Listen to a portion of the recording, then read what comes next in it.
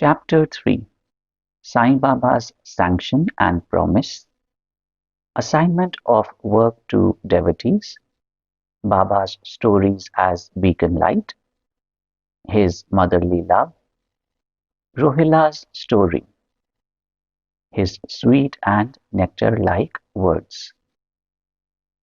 Sai Baba's Sanction and Promise. As described in the previous chapter, Sai Baba gave his complete assent to the writing of the Satcharitra and said, I fully agree with you regarding the writing of the Satcharitra. You do your duty. Don't be afraid in the least. Steady your mind and have faith in my words. If my Leelas are written, the avidya, nescience, will vanish, and if they are attentively and devoutly listened to, the consciousness of the worldly existence will abate, and strong waves of devotion and love will rise up, and if one dives deep into my Leelas, he would get precious jewels of knowledge. Hearing this, the author was much pleased, and he at once became fearless and confident, and thought that the work was bound to be a success. Then, turning to Shama, Madhavrao Deshpande, Sai Baba said, If a man utters my name with love, I shall fulfill all his wishes, increase his devotion, and if he sings earnestly my life and my deeds, him I shall beset in front and back and on all sides. Those devotees who are attached to me, heart and soul, will naturally feel happiness when they hear these stories. Believe me that if anybody sings my Leelas, I will give him infinite joy and everlasting contentment. It is my special characteristic to free any person who surrenders completely to me and who worships me faithfully and who remembers me and meditates on me constantly. How can they be conscious of worldly objects and sensations who utter my name, who worship me, who think of my stories and my life, and who thus always remember me? I shall draw out my devotees from the jaws of death. If my stories are listened to, all the diseases will be got rid of. So, hear my stories with respect and think and meditate on them. Assimilate them. This is the way of happiness and contentment. The pride and egoism of my devotees will vanish. The mind of the hearers will be set at rest. And if he has wholehearted and complete faith, he will be one with supreme consciousness. The simple remembrance of my name as Sai, Sai will do away with sins of speech and hearing. Different works assigned to devotees. The Lord entrusts different works to different devotees. Some are given the work of building temples and mutts or ghats, flight of steps on rivers. Some are made to sing the glories of God. Some are sent on pilgrimages. But to me was allotted the work of writing the Sai Satcharitra. Being a jack of all trades but master of none, I was quite unqualified for this job. Then why should I undertake such a difficult task? Who can describe the true life of Sai Baba? Sai Baba's grace alone can enable one to accomplish this difficult work.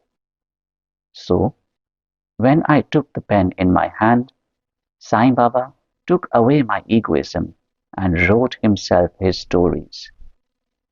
The credit of relating these stories, therefore, goes to him and not to me. Though Brahmin by birth, I lacked the two eyes, that is, the sight or vision of Shruti and Smriti, and therefore was not at all capable of writing the Satcharitra.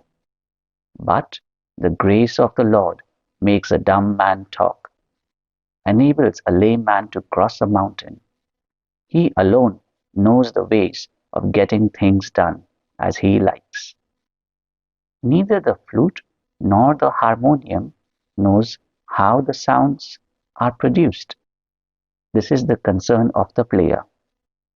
The oozing of the Chandrakant jewel and the surging of the sea are not due to the jewel and the sea, but due to the rise of the moon. Baba's stories as beacon light. Lighthouses are constructed at various places in the sea to enable the boatmen to avoid rocks and dangers and make them sail safely.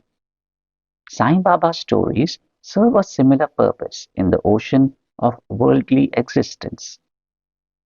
They surpass nectar in sweetness and make our worldly path smooth and easy to traverse. Blessed are the stories of the saints. When they enter our hearts through the ears, the body consciousness or egoism and the sense of duality vanish. And when they are stored in the heart, doubts will evade, pride of the body will fall, and wisdom will be stored in abundance. The description of Baba's pure fame and the hearing of the same with love will destroy the sins of the devotee, and therefore this is the simple sadhana for attaining salvation. The sadhana for Krita age was samadama, tranquility of mind and body. For Treta age, sacrifice. For Dwapara, worship.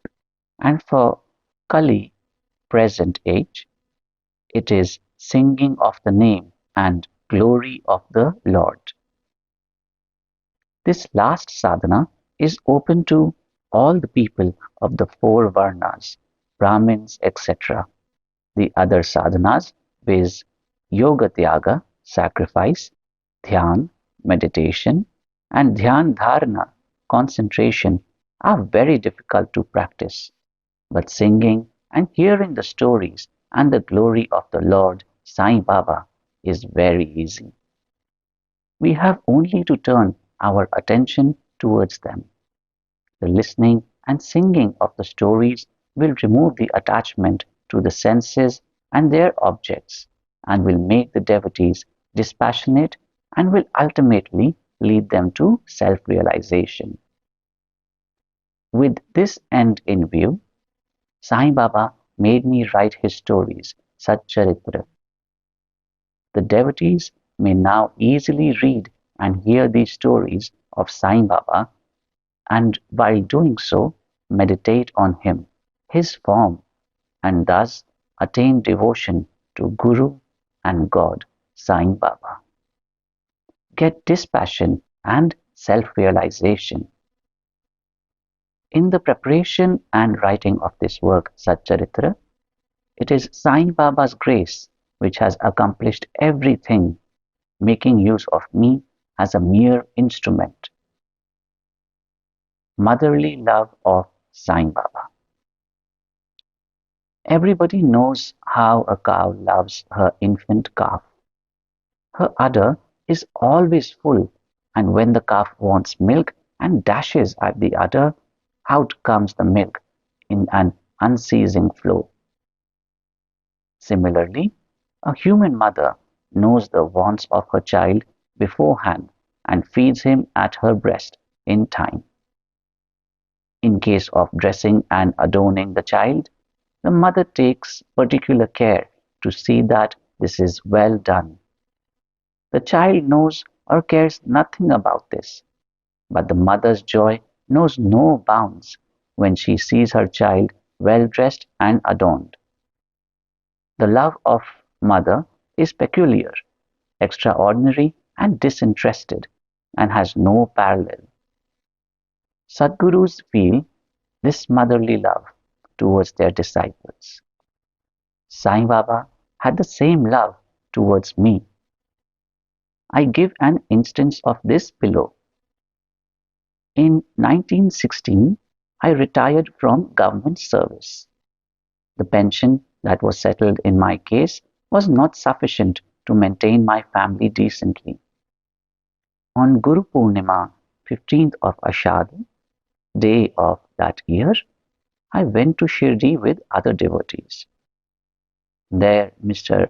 Anna Chinchanikar, of his own accord, prayed to Baba for me as follows.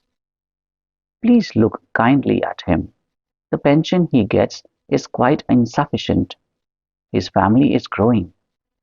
Give him some other appointment. Remove his anxiety and make him happy.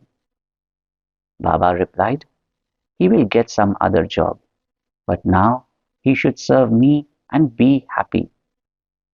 His dishes will be ever full and never empty. He should turn all his attention towards me and avoid the company of atheists, irreligious, and wicked people. He should be modest and humble towards all, and worship me with heart and soul. If he does this, he will get eternal happiness. The question, who is this he whose worship is advocated, is already answered in a note on who is Sai Baba in the prologue at the beginning of this work. Rohila's story. The story of the Rohila illustrates Sai Baba's all-embracing love.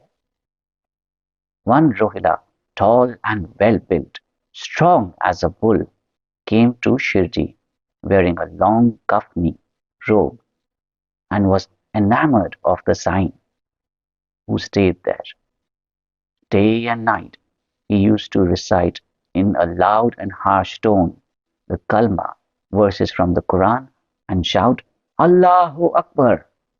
God is great. Most people of Shirdi were working in their fields during the day, and when they returned to their homes at night, they were welcomed with the Rohila's harsh cries and shouts. They could get no sleep and felt much trouble and inconvenience. They suffered this nuisance for some days in silence, and when they could stand it no longer, they approached Baba and requested him to check the Rohila and stop the nuisance. Baba did not attend to their complaint. On the contrary, Baba took the villagers to task and asked them to mind their own business. He said to them that the Rohila had got a very bad wife, who tried to trouble the Rohila and himself. But hearing the Rohila's prayers, she dared not enter, and they were at peace. In fact, the Rohila had no wife, and by his wife, Baba meant Durbuddhi, that is, evil thoughts. As Baba liked prayers and cries to God better than anything else, he took the side of the Rohila and asked the villagers to wait and bear the nuisance, which would abate in due course. Baba's sweet and nectar-like words. One day at noon, after the Aarti, devotees were returning to their lodgings when Baba gave the following beautiful advice. Be wherever you like, do whatever you choose. Remember this well, that all what you do is known to me. I am the inner ruler of all and seated in your hearts. I envelop all the creatures, the movable and immovable world. I am the controller, the wire puller of the show of this universe. I am the mother, origin of all beings, the harmony of three gunas, the propeller of senses, the creator, preserver, and destroyer. Nothing will harm him who turns his attention towards me, but Maya will lash or whip him who forgets me. All the insects, ants, the visible, movable, and immovable world is my body or form. Hearing these beautiful and precious words, I at once decided in my mind to serve no man henceforth but my Guru only. But the reply of Baba to Anna Chinchanikar's query, which was really mine, that I would get some job, began to revolve in my mind, and I began to think whether it would come to happen. As future events showed, Baba's words came true, and I got a government job. But that was of short duration. Then I became free and solely devoted myself to the service of my Guru, Sai Baba. Before concluding this chapter, I request the readers to leave out the various hindrances, viz., indolence, sleep, wandering of mind, attachments to senses, etc., and turn their whole and undivided attention to these stories of Sai Baba. Let their love be natural. Let them know the secret of devotion. Let them not exhaust themselves by other sadhanas. Let them stick to this simple remedy, that is, listening to Sai Baba's stories. This will destroy their ignorance and will secure them salvation. A miser may stay at various places, but he constantly thinks of his buried treasure. So, let Sai Baba be enthroned in the hearts of all. In the next chapter, I shall speak of Sai Baba's advent in Shirdi. Bow to Shri Sai. Peace be to all. Mohanji loves you.